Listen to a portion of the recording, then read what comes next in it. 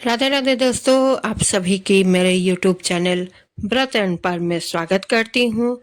दोस्तों, 14 तारीख को पड़ने वाली एकादशी को खटतिला एकादशी या सठतिला एकादशी भी कहते हैं।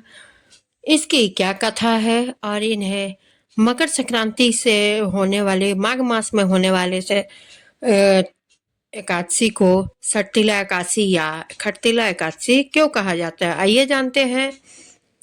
भगवान श्री कृष्ण के श्रीमुख से एकादशियों का महात्म्य सुनकर श्रद्धा पूर्वक उन्हें प्रणाम करते हुए अर्जुन ने कहा, हे केशव, आपके श्रीमुख से एकादशियों की कथाएं सुनकर मुझे असीम खुशी की प्राप्ति हुई है।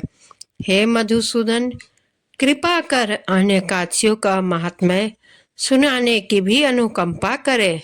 हे अर्जुन, अब मैं माघ मास के कृष्ण पक्ष की खटतिला एकादशी व्रत की कथा सुनाता हूँ।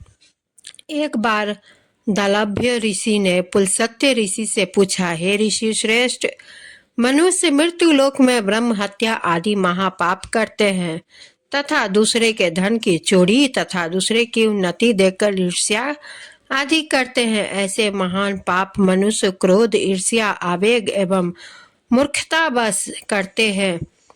तदुपरांत शोक करते हैं कि हाय, यह मैंने क्या किया। हे महामुनि, ऐसे मनुष्यों को नरक से बचाने का क्या उपाय है? कोई ऐसा उपाय बताने की कृपा करे जिससे ऐसे मनुष्य को नरक से बचाया जा सके, अर्थात उन्हें नरक की प्राप्ति ना हो। ऐसा कौन सा दान पुण्य है जिसके प्रभाव से नरक की यातना से बचा जा सकता है? इन सभी प्रश्नों का हल आप कृपा पूर्वक बताइए। दालभ्य ऋषि की बात सुनकर पुलसत्य ऋषि ने कहा, हे मुनि श्रेष्ठ, आपने मुझसे अत्यंत गूढ़ प्रश्न पूछा है। इससे संसार में मनुष्यों का बहुत लाभ होगा। जिस रहस्य को इंद्र आदि देवता भी नहीं जानते, वह रहस्य मैं आपको अवश्य ही बताऊंगा। माघ मास आने पर मनुष्य को स्नान आदि से शुद्ध रहना चाहिए एवं इंद्रियों को बस में करके तथा काम, क्रोध, लोभ, मोह, ईर्ष्या तथा अहंकार आदि से सर्वथा बचना चाहिए। पुष्य नक्षत्र में गोबर, कपास, तिल मिलाकर उपले बनाने चाहिए। इन उपलों से 108 बार हवन करना चाहिए। जिस दिन मूल नक्षत्र एवं एकादशी तिथि हो, तब उत्तम पुण्य देने वाले नियमों को ग्रहण करना चाहिए। स्नान आदि नित्य क्रम से देवों के देव भगवान श्री हरि का पूजन व कीर्तन करना चाहिए। एकादशी के दिन उपवास करे तथा रात्रि को जागरण एवं हवन करे। उसके दूसरे दिन धूप दीप नैवेद्य से भगवान श्री हरि की पूजा अर्चना करे तथा खिचड़ी का भोग लगाए। उस दिन श्री हरि विष्णु को पेठा, नारियल, सीताफल तथा अथवा सुपारी सहित अधर्य अवश्य प्रदान करना चाहिए। तदुपरांत उनकी स्तुति करनी चाहिए। हे जगदीश्वर, आप निराश्रितों को शरण देने वाले हैं। आप संसार में डूबे हुए को उद्धार करने वाले हैं। हे कमल नयन, हे मधुसूदन, हे जगन्नाथ, हे पुंडरीकाक्ष, आप लक्ष्मी जी सहित मेरे इस तुच्छ अधर को स्वीकार करें।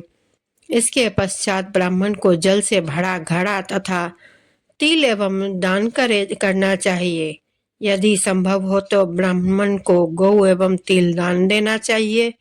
इस प्रकार मनुष्य जितने तिलों का दान करता है, वह उतने ही सहस्त्र वर्ष स्वर्ग में वास करता है।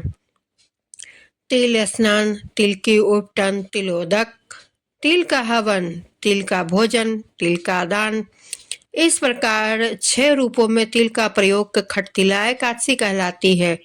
इससे अनेक प्रकार के पाप नष्ट हो जाते हैं। इतना कहकर पुलसत्य ऋषि ने कहा, अब मैं एकादशी की कथा सुनाता हूँ। एक बार नारद मुनि ने भगवान श्री हरि से खटतिला एकादशी व्रत की कथा सुननी चाहिए। नारद जी ने खटतिला एकादशी का महत्व पूछे वे बोले, हे प्रभु, आप मेरा प्रणाम स्वीकार करें। खट्टीला एकादशी के उपवास के क्या पुण्य है, उनकी क्या कथा है, कृपा कर मुझसे कहिए। नारद जी की प्रार्थना सुनकर भगवान श्री हरि ने कहा, हे नारद, मैं तुम्हें प्रत्यक्ष देखा सत्य वृतांत सुनाता हूँ, कृपया ध्यान पूर्वक श्रवण करो। बहुत समय पहले मृत्यु लोक में एक ब्राह्मणी रहती थी। वह सदा व्रत उपवास किया करती थी। एक बार वह 1 मास तक उपवास करती रही। इससे उसका शरीर बहुत दुर्बल हो गया था। वह अत्यंत बुद्धिमान थी, किंतु उसने कभी भी देवताओं तथा ब्राह्मणों के निमित्त अन्नदान का दान नहीं किया। मैंने चिंतन किया कि इस ब्राह्मणी ने उपवास आदि से अपना शरीर तो पवित्र कर लिया तथा उसको वैकुंठ लोक भी प्राप्त हो जाएगा, किंतु इससे कभी अन्नदान नहीं किया। अन्न के बिना जीव की तृप्ति होना कठिन है। ऐसा चिंतन कर मैं मृत्यु लोक में गया तथा उस ब्राह्मणी से अन्न की भिक्षा मांगी। इस पर उस ब्राह्मणी ने कहा, हे योगीराज, आप यहाँ किस लिए पधारे हैं? मैंने कहा, मुझे भिक्षा चाहिए।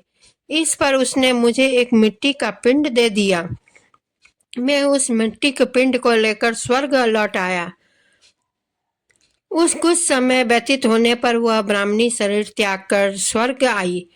मिट्टी के पिंड के प्रभाव से उसे उस स्थान पर एक आम के वृक्ष सहित घर मिला, किंतु उसने उस घर को अन्य वस्तुओं से खाली पाया। वह घबराई हुई मेरे पास आई तथा बोली, हे प्रभु, मैंने अनेक व्रत आदि से आपका पूजन किया, किंतु इसके पश्चात भी मेरा घर वस्तुओं से रिक्त है। इसका क्या कारण है? मैंने कहा, तुम अपने घर जाओ तथा जब देव स्त्रियां तुम्हें देखने आए तब तुम उनसे खट्टिला एकादशी व्रत का महत्व एवं उसका विधान पूछना। जब तक वह ना बताए तब तक द्वार नहीं खोलना। प्रभु के ऐसे वचन सुनकर वह अपने घर गई तथा देव स्त्रियां आई तथा द्वार खोलने के लिए कहने लगी।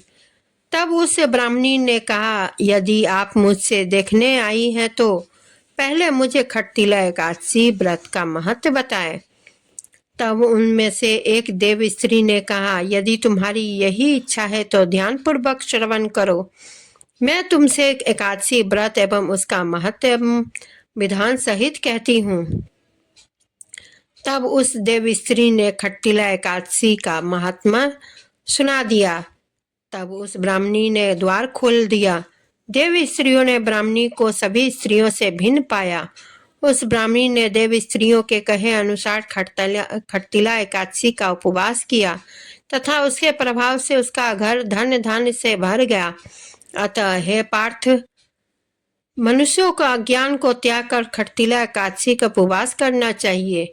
इस एकादशी व्रत के करने को जन्म जन्म की निरोगिता प्राप्त हो जाती है। इस उपवास से मनुष्य के सभी पाप नष्ट हो जाते हैं। यानी कहने का तात्पर्य यह है कि इस उपवास को करने से जहाँ हमें शारीरिक पवित्रता एवं निरोगिता प्राप्त होती है, वहीं अन्न तिल आदि दान करने से धन धान्य में वृद्धि होती है। इससे यह भी सिद्ध होता है कि मनुष्य जो और जैसा दान करता है, शरीर त्यागने के पश्चात उसे फल भी वैसा ही प्राप्त होता है। अतः धार्मिक कृत्यों के साथ साथ हमें दान आदि अवश्य करना चाहिए। शास्त्रों में वर्णित है कि बिना दान दिए कोई भी धार्मिक कार्य संपन्न नहीं होता। तो दोस्तों, आप सभी को मेरा यह व्रत कथा यानी खट्टिला एकादशी व्रत कथा आप सभी को कैसा लगा, कमेंट जरूर करें। कमेंट करना ना भूलें, कमेंट करते रहें, तभी मेरा प्रोत्साहन आगे बढ़ता जाएगा, जो मुझे और भी अच्छे अच्छे आप सभी के पास व्रत कथाएं या कोई भी मासिक व्रत कथाएं मुझे सुनाने में मज़ा आएगा और अच्छा भी लगेगा। इसलिए आप सभी कमेंट्स करना बंद ना करें, कमेंट्स करते रहें और वीडियो को लाइक शेयर करें, चैनल को सब्सक्राइब करें और बेल आइकन को दबाना ना भूलें, क्योंकि कोई भी न्यू वीडियो की नोटिफिकेशन आप सभी तक तभी तक पहुंचेगा जब तक आप नोटिफिकेशन बेल क्लिक नहीं करोगे तब तक। क्लिक कर दोगे तो पहुंच जाएगा। इसी के साथ मैं विदा लेती हूँ। धन्यवाद।